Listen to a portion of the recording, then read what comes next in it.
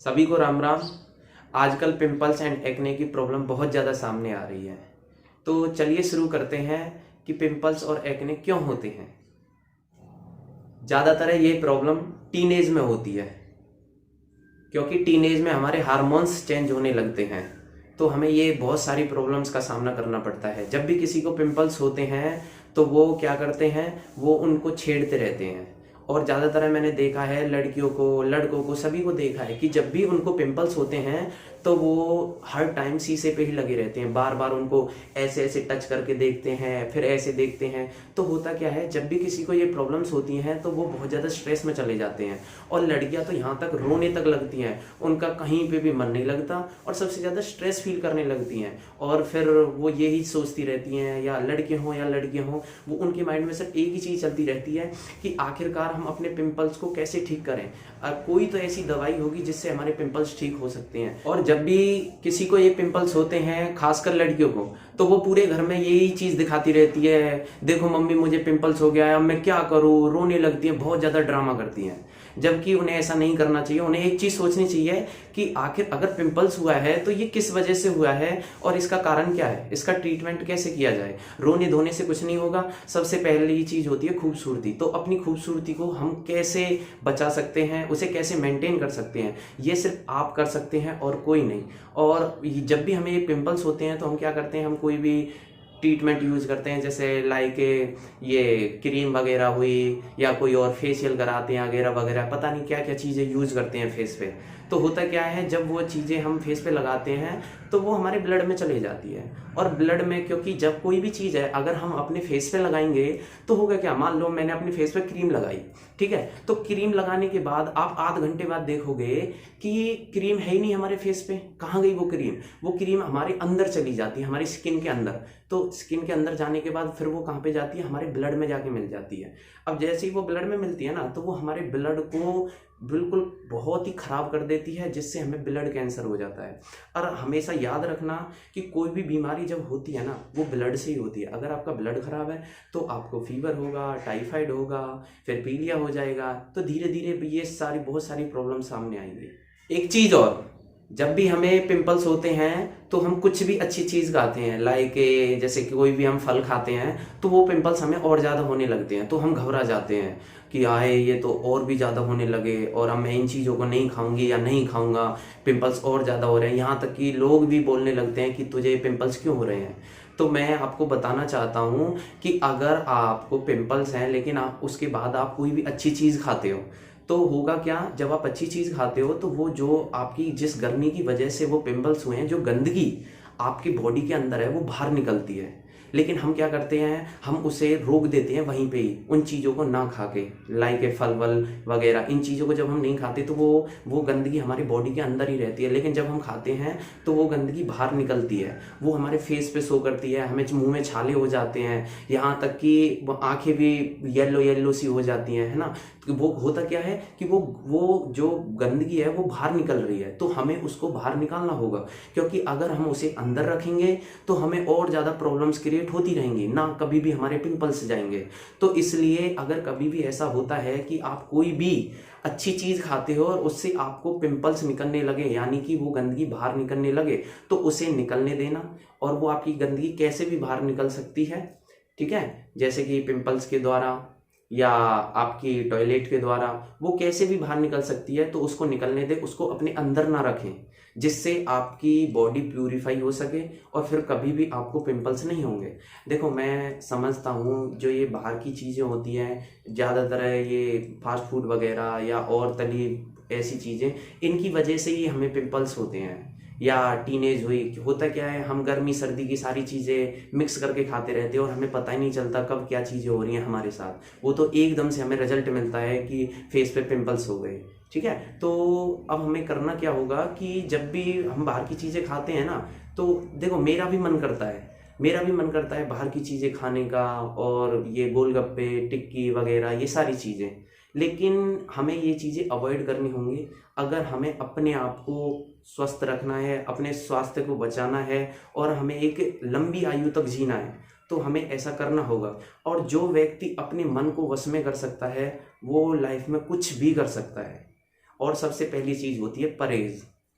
अगर आप परहेज करोगे तो आपको ना कोई कभी भी पिंपल्स होंगे, ना एक्ने होंगे, कोई भी फेस से रिलेटेड कोई भी प्रॉब्लम नहीं होगी। बहुत से लोगों को पिगमेंटेशन होता है, मेलाज्मा होता है, ये सारी चीज़ें सब भाग जाएंगी, कुछ भी नहीं रहेगा। क्योंकि खूबसूरती, जब आप अच्छी चीज़ें खाओगे तो खूबसूरती आपके चेहरे से ही दिख जाएगी कि हाँ आप बहुत अच्छी अच्छी चीज़ें खा रहे हो। तो इसलिए आपको ये चीज़ें समझनी होंगी कि, और जो चीज़ें आपको अवॉइड करनी है वो क्या क्या है। शराब, दवाइयों का सेवन नहीं करना, मैदा से बनी हुई चीज़ों का सेवन नहीं करना, फास्ट फूड का सेवन नहीं करना, आपको चाय एंड कॉफ़ी बिल्कुल भी यूज नहीं करनी। ये सारी चीज़ें आपको अवॉइड करनी है। लेकिन अब बात वही आती है, अगर किसी को पिंपल्स हो जाएं तो उसको क्या ट्रीटमेंट करना चाहिए, क्या चीज़ें यूज करनी चाहिए जिसकी वजह से पिंपल्स हो जाएं। क्योंकि हर किसी का सपना यही होता है कि उसकी बॉडी यंग दिखे, उसका चेहरा क्यूट सा दिखे, लेकिन पिंपल्स होने के बाद फेस पे दाग भी बन जाते हैं। अब वो उस दाग से उसका चेहरा बहुत डल हो जाता है, बहुत ब्लैक ब्लैक सा दिखने लगता है ना। और एक ही जो हमारा एक पिंपल्स होता है ना, उसी पे बार बार पिंपल्स होते रहते हैं। इसका मेन कारण क्या है कि आप ना अपनी बॉडी की अच्छे से डिटॉक्सिफाई नहीं कर रहे हो। तो अपनी बॉडी की डिटॉक्सिफाई कैसे करोगे? सबसे पहली चीज़ कि ज़्यादा से ज़्यादा फलों का यूज़ करें, ज़्यादा से ज़्यादा सलाद का सेवन करें। तो जैसे आप ऐसा करोगे, ज़्यादा से ज़्यादा पानी का यूज़ करें, कभी भी आपको ये प्रॉब्लम्स नहीं होंगी।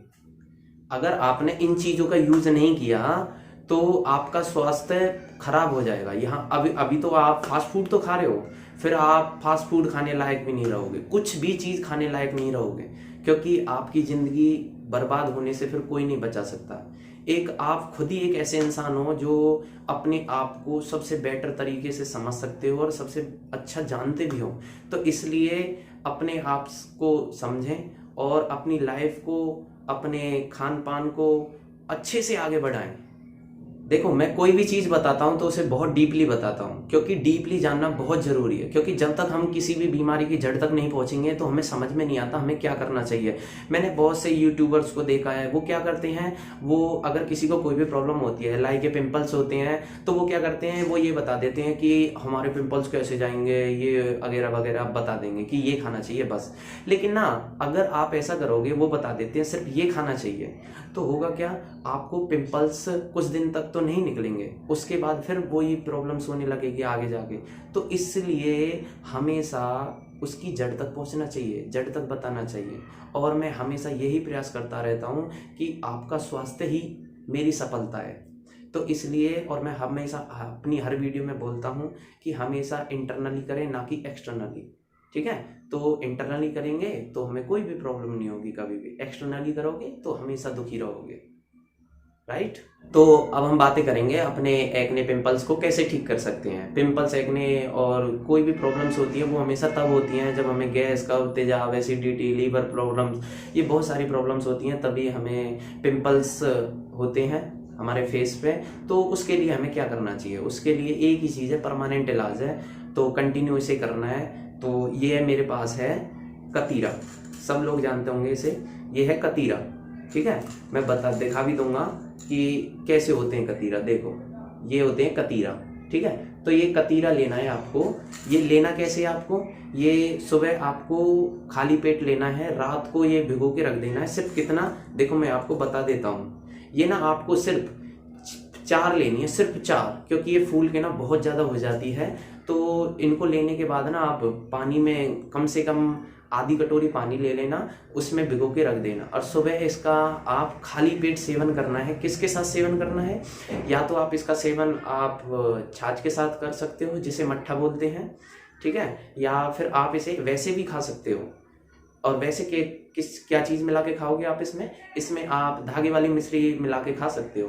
तो लेकिन एक चीज़ और, कि आपको ये लगातार 3 दिन यूज करना है, और उसके बाद 2 दिन अवॉइड करना है। यानी 3 दिन यूज करना है, 2 दिन नहीं लेना है। ठीक है, तो कंटिन्यू ऐसा करना है सुबह खाली पेट। आपको कभी भी ये गैस का तेजाब, पिंपल्स, कोई भी प्रॉब्लम हो वो कभी भी नहीं होगी, एकदम से सब कुछ भाग जाएगी।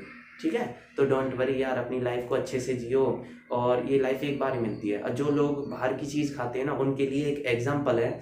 मान लो एक मक्खी है, जब भी वो गुड़ पे बैठती है तो उसको लालच होता है कि वाओ मुझे क्या चीज़ मिली है, क्योंकि गुड़ मीठा होता है। तो जैसे वो उस पर बैठती है तो उसे बहुत मज़ा आता है उसे खाने में।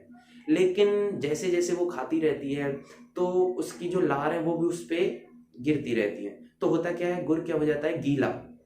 अब जैसे गुर गीला होता है तो वो धीरे धीरे उसी में चिपकने लगती है। अब वो उड़ना तो चाहती है लेकिन वो उड़ नहीं पाती। क्यों? क्योंकि गुड़ ने उसे जकड़ लिया है। ठीक उसी प्रकार अगर आप अपने स्वास्थ्य का ध्यान रखोगे तो आप उड़ सकते हो, लेकिन अगर आप स्वास्थ्य का ध्यान नहीं रखोगे तो उस मक्खी की तरह फास्ट फूड, ये बाहर की सारी चीज़ें आपको ऐसे जकड़ लेंगी, आप बाहर तो निकलना चाहोगे लेकिन बाहर नहीं निकल पाओगे और अपनी ज़िंदगी से हाथ धो बैठोगे। तो मिलते हैं नेक्स्ट वीडियो में, किसी और टॉपिक पर बातें करेंगे। और आई होप आपको मेरी वीडियो बहुत अच्छी लगी होगी। तो वीडियो को ज़्यादा से ज़्यादा शेयर करें ताकि